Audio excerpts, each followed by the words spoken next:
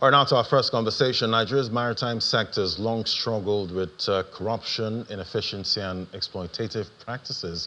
And now we have the launch of the National Compliance Joint Task Force of Licensed Clearing Agents. The coalition is a mix of maritime professionals, logistics experts, and trade leaders. They've set an ambitious agenda to enforce compliance, eradicate smuggling, and hold both industry players and government officials accountable for unethical practices. Well, joining us now to unpack this, we have Dr. Basil Wallace as a National President, National Compliance Joint Task Force of License Clearing Agents. And he's joining me right here in the studio. It's good to have you, sir. Thank you very much, Larry Williams. Yes, sir. So, so much, going on right now on the global scene. When we're talking about, when Donald Trump, came up with the tariffs, taxation, and all of that. Yes. We've seen how that has roiled, markets, businesses. And, when we look at the situation in Nigeria, it seems we've been dealing with tariffs, in the country for the longest time with the inefficiencies we see in our ports.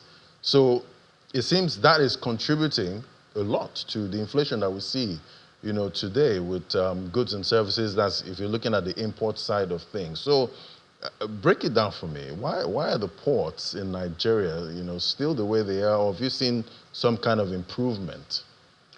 Well, as a matter of fact, the sum total problem we are facing in inflation, in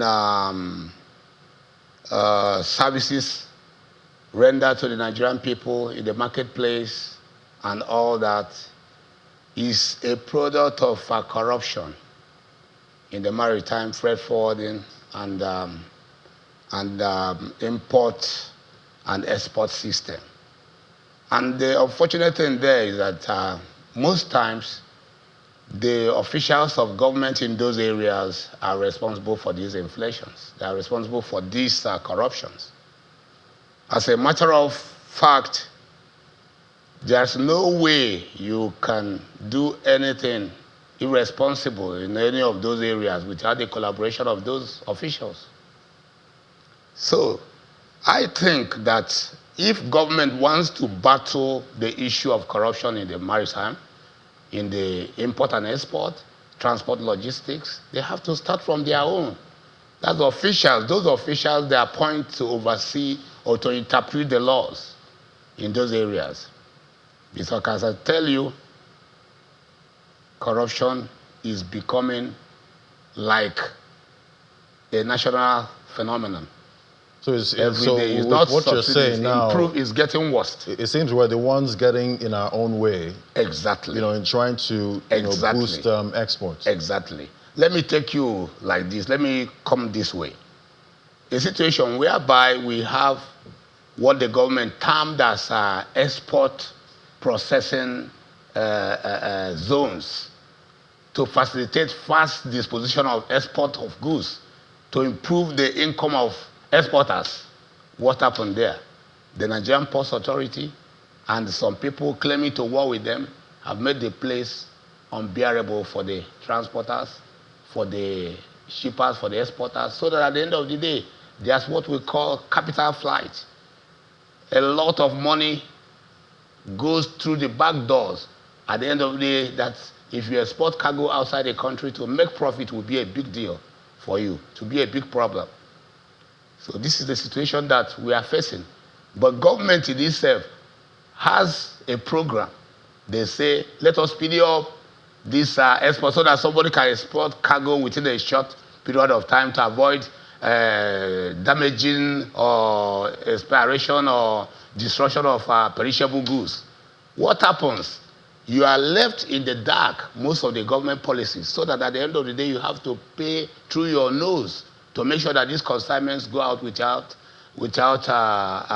getting destroyed.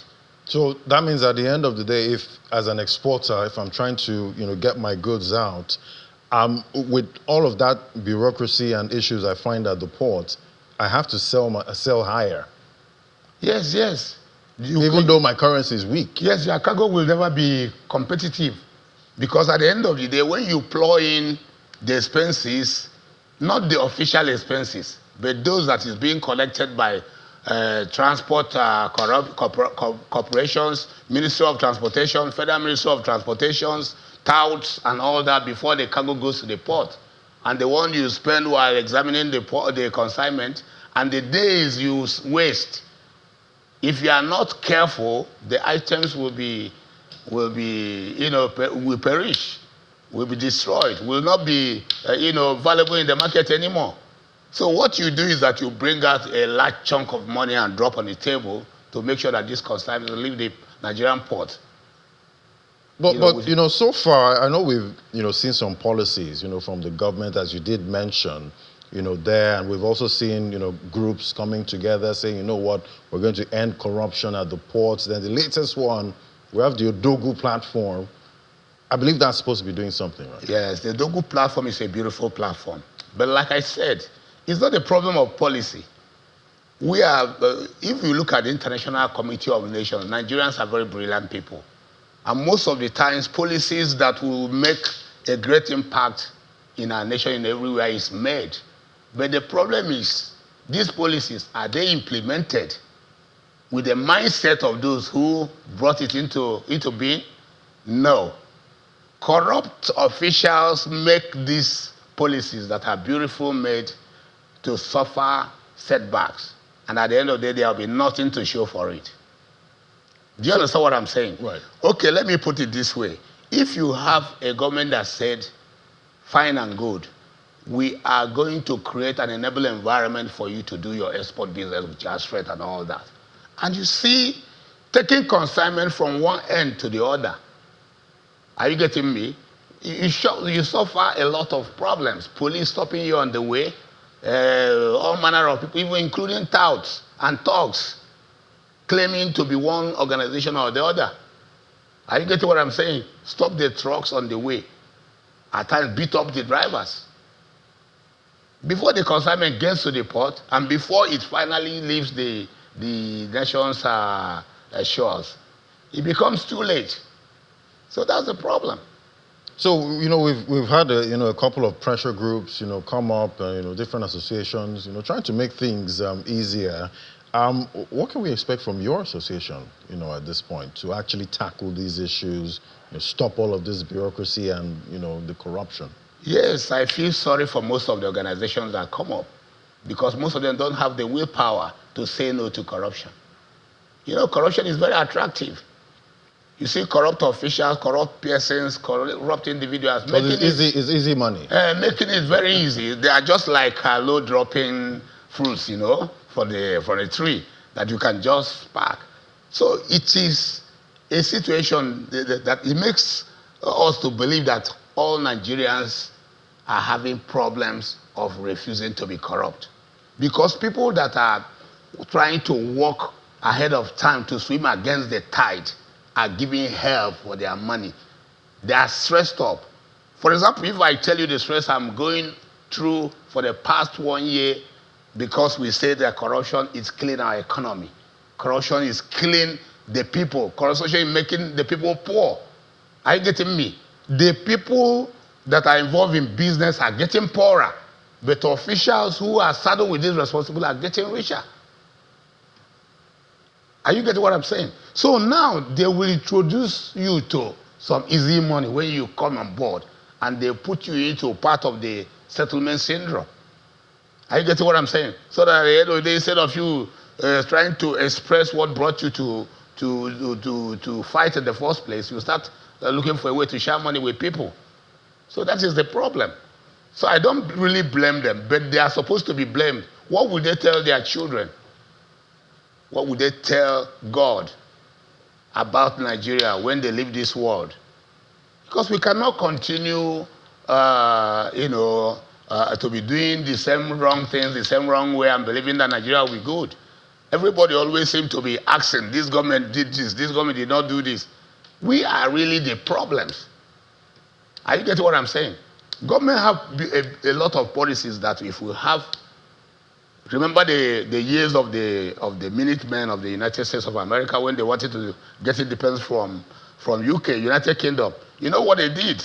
They shunned everything that is about trying to induce or trying to corrupt, or they got, they targeted their objective to make sure that these British people that are holding us to ransom, we have to fight them back. All the laws that they were bringing, all the taxes and all that, they charged up the power. They charged they changed the narrative and made people to start, having a rethink. So I guess we should see some kind of improvement with your association. Yes, coming on. Definitely. Definitely. How can you assure that? We've been having meetings with some of the anti-graft agencies, and they said that they too, they're overwhelmed with the problems of corruption in Nigeria. And when they start seeing organizations coming up this way, they believe that there will be light in the end of the tunnel, because, in a nation of about 200 million, and about 100 million are corrupt, you don't expect 10,000 officials to sort out the problem. Do you understand what I'm saying? So now they are glad that we are coming up to say that we are definitely going to fight corruption, because we believe that we will improve our pockets financially.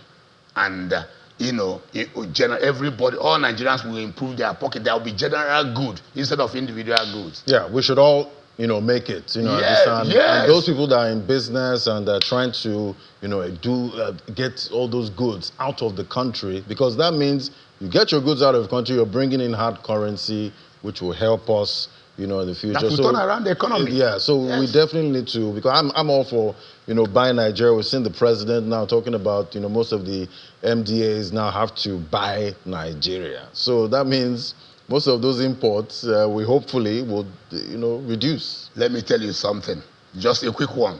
If the Nigerian people will contribute their own quota to the progress that the governments of the days are making, Nigeria will improve.